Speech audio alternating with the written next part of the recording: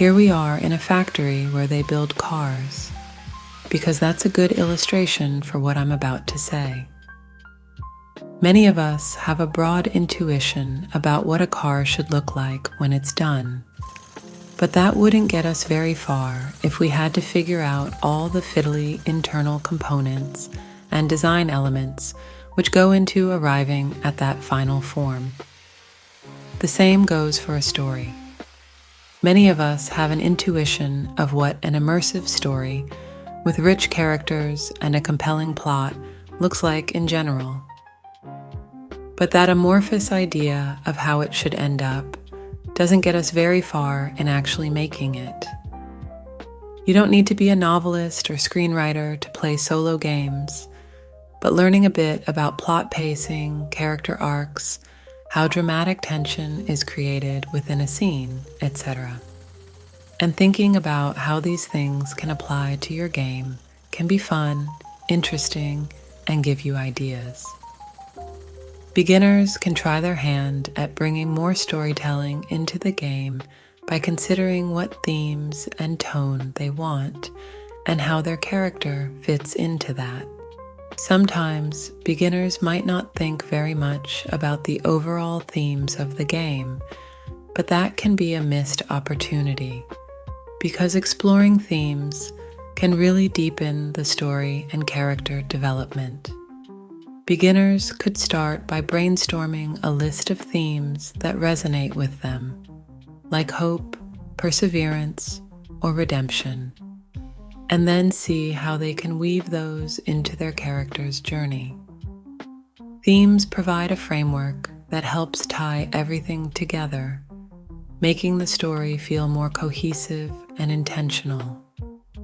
The themes, in many ways, are the alchemical regents, which turn prompts in a solo game from random words into organic story elements. In a traditional game, the creation of a living, evolving game world is the job of the GM.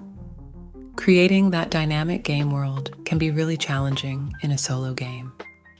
One area where that's very obvious is the creation of secondary characters.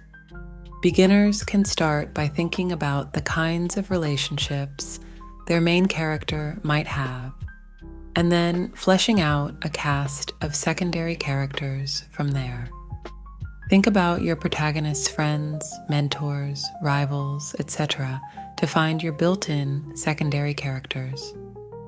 Giving them distinct personalities, motivations, and goals can help bring the story to life, while also keeping the cast grounded in relevance and meaningful connection to your growing plot. Doing so adds depth to the narrative, making everything feel more interconnected and immersive.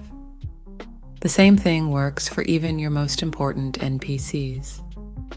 It helps to think of the antagonist as an inversion or mirror image of the protagonist, making them perfectly suited to oppose each other and attack each other's weaknesses in a compelling way. Having an antagonist that serves as a mirror image to the protagonist creates a rich dynamic and allows for deeper exploration of themes and character flaws. This approach can also lead to more nuanced and complex conflicts.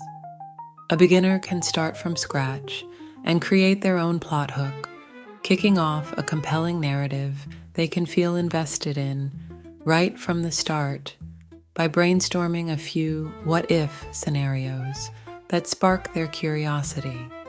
Starting with a character's goal or a mysterious event can create an intriguing plot hook. From there, they can build questions around it, like what challenges the character will face to achieve their goal.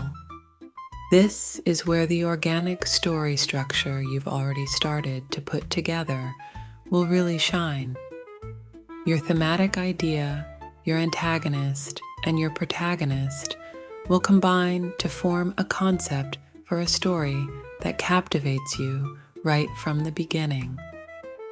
When all those elements click together, it can be incredibly inspiring.